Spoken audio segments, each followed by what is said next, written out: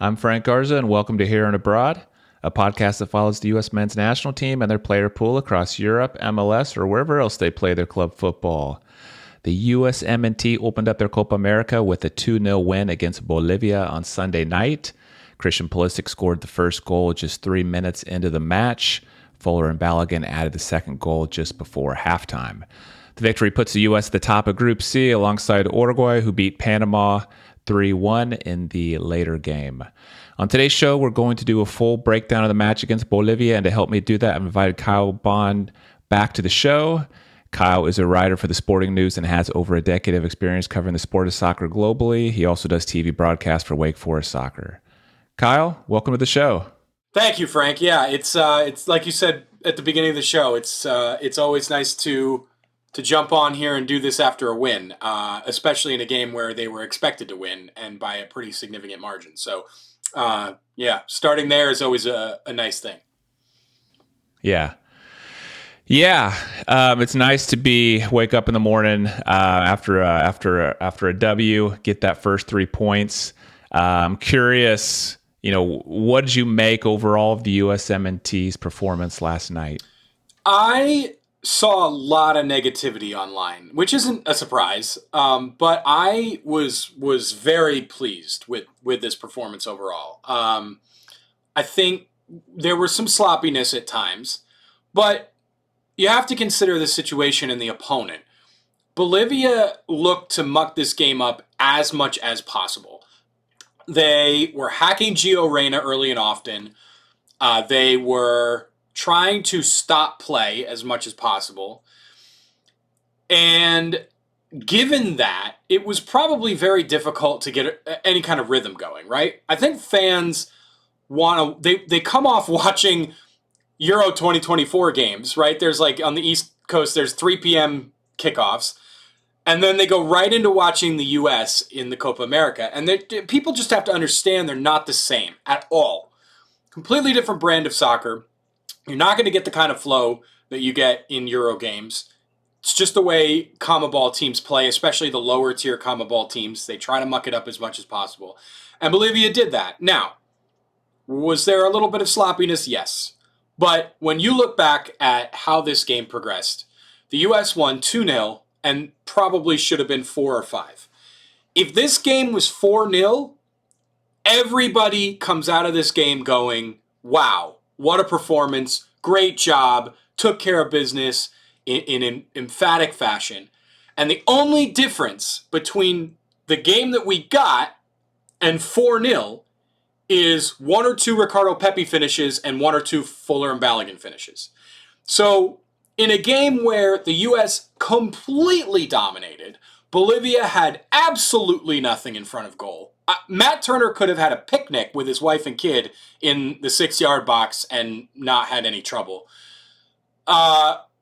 Completely dominating performance for me. And are there things to clean up? Yes.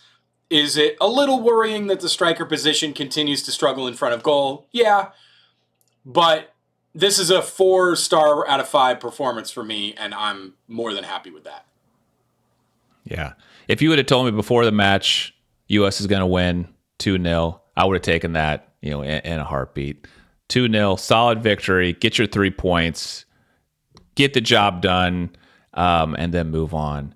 I will say the one thing that surprised me is I think I underestimated the poor quality of Bolivia a little bit. I thought honestly haven't watched them much, in World Cup qualifying, but I had a certain expectation of what they would be, and their quality was actually much worse than I thought. They looked like they had no chance of scoring a goal, and the U.S. gifted them some opportunities with giveaways, deep or at midfield where it looked like, oh man, another team would have taken that and had a breakaway 2v1 or something, and the U.S. would just swarm them and nothing would happen. So I will say after watching the match, I kind of would have liked to see them get a few more goals, but like you said, it wasn't due to lack of opportunities, and I'm not going to complain too much, about a 2-0 win. The sloppiness, I did notice the sloppiness, a little bit. Do you just attribute that to The style of play more so than the U.S. just maybe losing focus or, I don't know, being sloppy? Yeah, I wouldn't. I think it's maybe 60-40, right? Like 60% that it was just that kind of game. But 40%, largely Chris Richards needs to clean it up because you can't have giveaways like that at the back. Tim Ream had a couple early. He managed to get it together.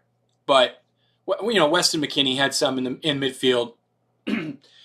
I would say maybe 50-50 or 60-40, like, type of game versus need to clean it up. Because it is true that against a more ruthless opponent, there may have been some trouble. Got away with it in this game, totally fine, and I think you move forward. But there are lessons to be learned there, and teachable moments. But they didn't come back to haunt the U.S. even a bit. And I will say too, often top teams. You look at the Euros, this is the case. You look at the Copa, this is the case. Top teams. Oftentimes their worst performance is the first one because you're still trying to get going. Pre-match friendlies are fine, but it's just not the same, or pre-tournament friendlies. And that was the case here. You saw Argentina had the exact same thing against Canada. Argentina completely blitzed Canada in that game, had a ton of chances, won 2-0. Canada were actually better than Bolivia, much better than Bolivia in that game. Just could not take their own chances. But Argentina had a similar issue. Uruguay, similar issue until they got a couple late goals, and then they give one up to Panama. It was a stunner. But same thing for Uruguay. You just look at top teams in the first game of a group stage, and sometimes this happens. Right. Let's talk about some individual player performances. Give me a player from the U.S. men's national team who you think had a really positive performance. Well, I'm going to leave Christian Pulisic out of this because I think that's the obvious one, right? So he was man of the match by far. He continues to be the guy for the U.S., and that's great. I don't have any issue with that. I think they were talking a little bit about in the post game on Fox. Everybody needs to step up and join Christian. You can't have too many cooks in the kitchen, right? Like, you got to have a guy, and Christian's the guy, and he should be the guy, and he is, and when he performs that way, everybody sometimes needs to just step back and let him cook. Besides that, I think there are a couple guys to shout out. First of all, I think Gio Reyna had a great game. He's another one. He was the main target of a lot of negativity, both online and on the television broadcast, and I'm not having it. Alexi Lalas called him invisible after the game, which, don't get me started on that whole gestures broadly. But that was nonsense. If you could just take a 5-minute stretch from the middle of the first half where Gio drew 2 yellow cards, that alone completely negates the idea of calling him invisible. But beyond that, he's playing a deeper midfield role. Greg Berhalter does not play with a number 10. This is a 4-3-3 system with one holding midfielder and a dual 8. Those 8s have a little bit more of an attacking role than a traditional 8. But you're not looking at a number 10. Gio, in this system, is not playing a number 10, and people want him to be a 10 and expect him to have 10 production, and you're just not going to get it. He's playing off McKennie. McKennie is like a sort of Swiss Army knife out there. He's just out there to put out fires, progress the ball a little bit, be a glue guy. And Gio is really the one who links the back and the front. So he's not going to have 7 assists in a tournament. He's not going to create a ton of chances. This is not his role. He was great. And I loved his production, 65 really good minutes, and I think he did exactly what he was asked to do. They brought him off because he was being hacked repeatedly, and they wanted to keep him healthy.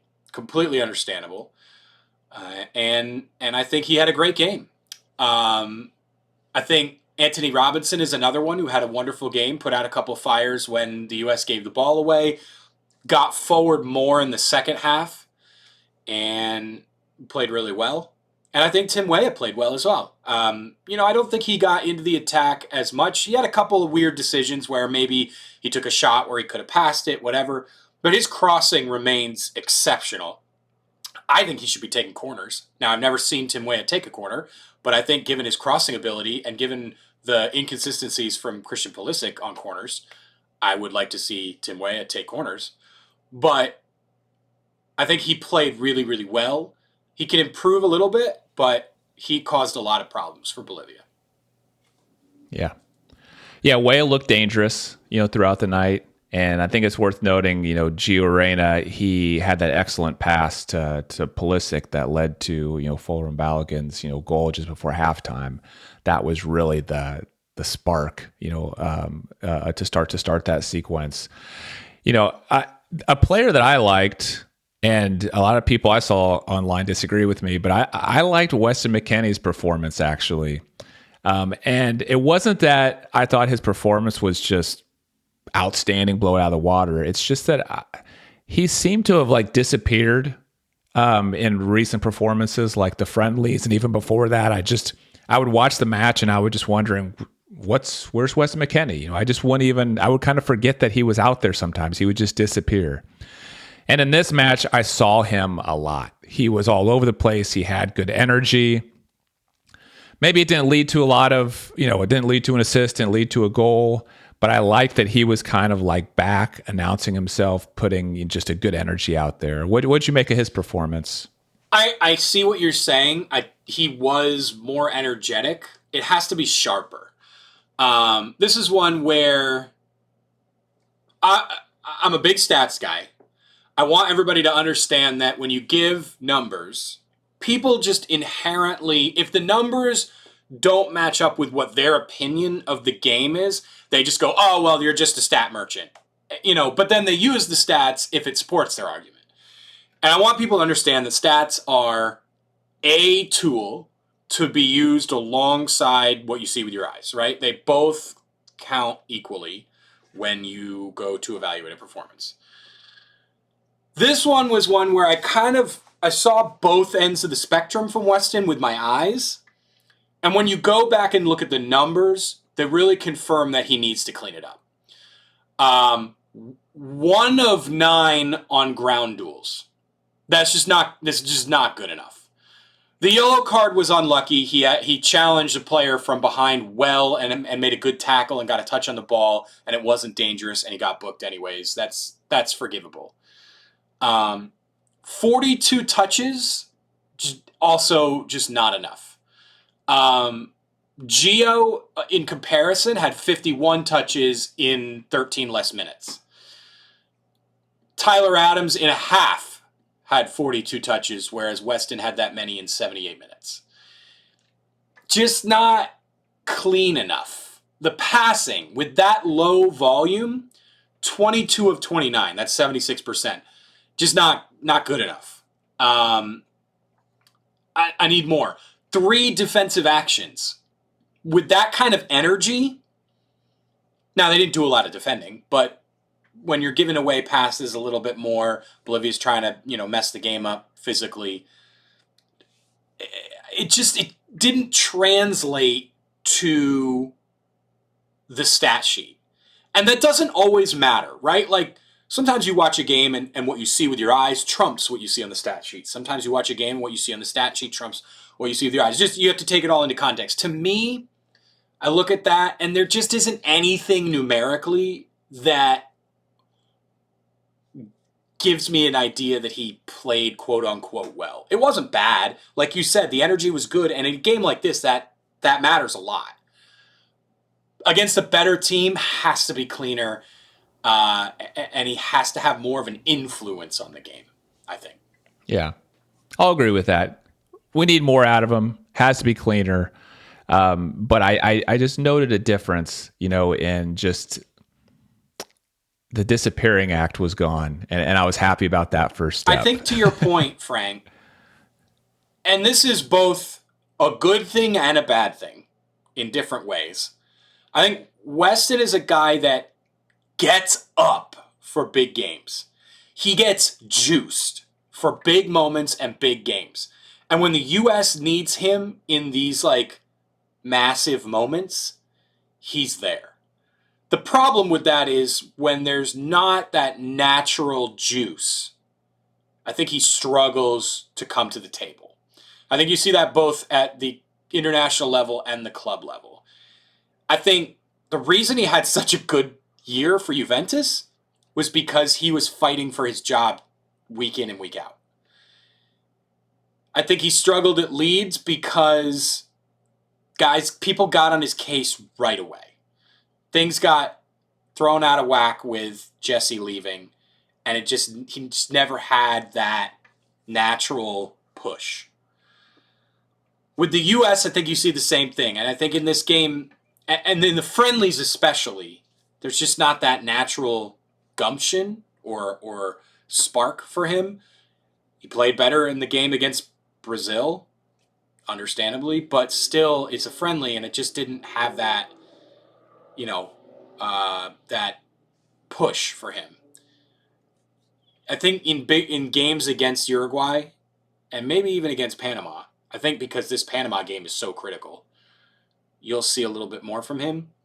I think there needs to be a little bit of a natural push or natural energy from him in games that don't provide that on their own. Yeah, consistency. I hear you. Okay, so give me a player who you were disappointed in or that you wanted to see more from. It sounds like McKennie was one of them, but I'd love to hear somebody else. Yeah, I think Chris Richards had a rough one.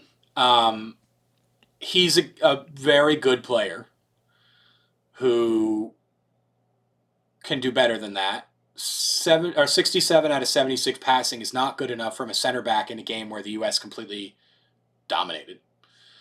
5 of 9 on long balls is fine. Anything over 50% there is good, but seen better. 5 defensive actions. Again, these are just numbers to kind of replicate or visualize what we saw. There were just a lot of rough giveaways, and I think we need to talk about cleaning it up for Weston. It's more important that a center back keeps it clean because that's a player where mistakes are punished at a higher rate. When I talked with Chris last, he made that clear. He was like, a thing I've learned at Crystal Palace. I asked him, what did you learn in England that you didn't get in any of your other stops? And he said, here more than anywhere else, you're going to be punished for any moment of lapse in a game. He's like, we're human. It is next to impossible to keep 100% focused for an entire 2-hour stretch of real time. But we have to be as sharp as we possibly can. And I just don't think he had that in this game. And he's been so good for Crystal Palace.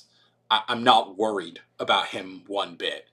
I'm glad he had his bad game in this kind of environment rather than a more ruthless opponent. But it's got to be cleaner. And we'll keep an eye on it moving forward to see if it becomes a trend or if it's just a blip. I'm not worried at this point. And then I think Ricardo Pepi had a rough one. Everybody says, well, sometimes it's not your day. And that is a true thing. But it's his job to put those chances in the back of the net. 1 or 2 of them, the goalkeeper made really good saves, especially the first one where he shot it just under the crossbar. Goalkeeper made a great reflex save. All of his efforts were too close to the goalie in moments where he had pretty much the entire goal to pick out. Once is fine. Once happens. You're not going to hit it pure every time. But he had 3 or 4 exceptional chances. Those have to go in the back of the net. Pepi is another guy I'm really not worried about. This is his whole MO, is coming off the bench and having an impact and scoring goals. He's been wonderful at it for club and country. So he's allowed a game, just like Chris. But has to be better, especially if he's going to win the job. Because Folarin Balogun wasn't great in front of goal, but he got his. And Balogun was awesome off the ball. Awesome. His off-ball movement is never in question. It's when he gets the ball where things get weird. But he got one, and Pepe didn't. And you could argue that Pepe had more chances than Balogun, even in a much smaller time frame. So Pepe, again, and this is the other thing with a striker, just like I said with Balogun, for Pepe, when you have that many chances, you've done well, right? Like an invisible striker is the worst kind of striker. You want to put yourself in a position to score. Pepe was all over the place, and his teammates found him. But you've got, with that many opportunities, one or two have to go in the back of the net. And again, good thing he had a game like that in a match where it didn't matter, but has to be better. Yeah. And I think of, this striker competition has gotten so, I don't know, kind of close now with maybe 4 guys right there in the mix. And I think, in my opinion, one of the things he offers is he's one of the better finishers, of the 4, but didn't happen, last night. And so, yeah, he's got to put those away. Let's talk a little bit more about Balogun. So before he scored that goal, I was having this running dialogue in my mind of like, man, this just isn't working. The chemistry doesn't seem to be there. I was wondering, is there just a chemistry issue with him and the other players because he hasn't been around? A lot of these guys have been around each other, playing together for like so long. But I was wondering all of these things, and then he scored the goal, which changes the entire like narrative. I mean, would you go with Balogun again? Yeah. Against Panama? Yeah, 100%. I disagree completely. I think it's working great. I think Balogun just has to step up. I mean, just like I've said with Pepe, the fact that he's in the position so many times to receive the ball in good areas is a testament that the system is working. It's just that now the player has to figure it out. Within the first couple minutes, I think it was before Christian's goal, Balogun had a great opportunity. He's fed through, heavy first touch, and it gets away from him. He had a couple more chances where, even on the goal, I was frustrated before his hit because he took it vertically, which gave him a much smaller window and a much worse angle than cutting centrally, where maybe you give the defender a little bit more of an opportunity to defend you because the defender is always going to shade towards the inside, but you don't cut your window down so much. And then, of course, he hits it perfectly. And don't tell anybody, but I don't think he hit it very well. It looked like he kind of scuffed it and just ended up finding the window anyways. But I'm going to give him credit for it. But I just think when he gets the ball, it's got to be much better. But it's working. Like, he is in this system and it is working.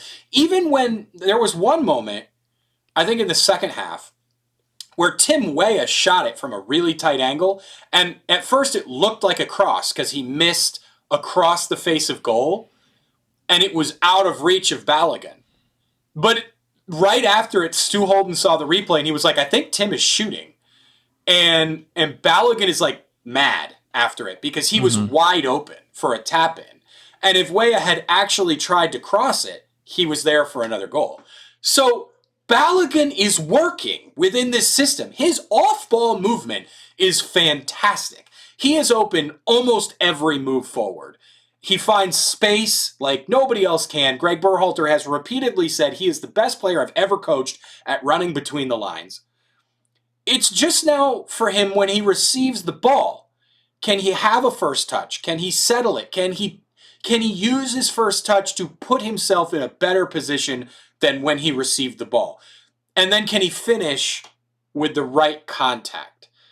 Those are the things that he has not done well. And that's a big part of it. But he is working in the system. He is getting chances. It's just about now how can he execute those chances? And to me, Pepe and even Haji Wright are doing much better at that than Balogun. You look at Pepe managed to get space once he received the ball and have perfect shooting opportunities. He just put them all right at the goalkeeper.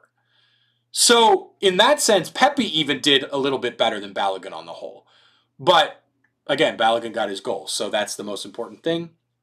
To me, it's working. He just has to do better. The problem for Balogun is it's also working with the other guys. So now you're sort of mitigated in what you bring to the table in the fact that you don't have an excuse or something to make up for the fact that you're not finishing at a high rate. Yeah. Well, it was great to see him get the goal. Yes. I mean, you could see some relief on his face. It was nice to see him celebrate with everybody, and hopefully that gives him some confidence going forward when he does get the ball. Let me ask you about one other guy, Tyler Adams, who I think if you look at the starting lineup decisions Berhalter had to make, maybe this was the one that you weren't certain about going in, what he was going to do with Tyler Adams. What did you make of Tyler Adams' performance last night? He just went 45 minutes. Yeah, I think it was good. I think Tyler's the one where the team has played well when you don't really notice him. He's one where when he has a bad game, you're going to see it. Whereas I think what you saw with Wes the last couple of games, when he has a poor game, he disappears. When Tyler has a bad game, you're going to see it because there's going to be giveaways. He's not going to make tackles. You miss him, right? Like when Tyler has a bad game, you miss him or you see him play poorly. And to me, I didn't see him in the game, and that's a good thing, especially against an opponent where he's not asked to do too much because Bolivia weren't really like counterattacking through the middle. If anything, they were trying to go out wide and it just wasn't working because the U.S. fullbacks played quite well. And the U.S. fullbacks, every time Bolivia, there was a moment in the first half where Bolivia had like 5 players on the front line midway through the first half, and they just kept trying to lump the ball forward and play off whoever received the long ball. And so Tyler is not going to have an effect in a game when the opponent plays like that. And so I think Tyler's one where you go back and you look at the numbers because visually there's just not much there. And the numbers are fine. He 32 of 37 passing, so 86%. 42 touches in a half, that's great. 3 of 4 long balls, that's great. 4 defensive actions in a half, perfectly fine. 6 recoveries, excellent. 3 of 5 ground duels, 1 of 2 tackling. I mean, he played really well, I think. And I didn't see anything to negate what those numbers present. So I'm going to give them enough credence, and I think he played well. It's encouraging that he was healthy enough to start.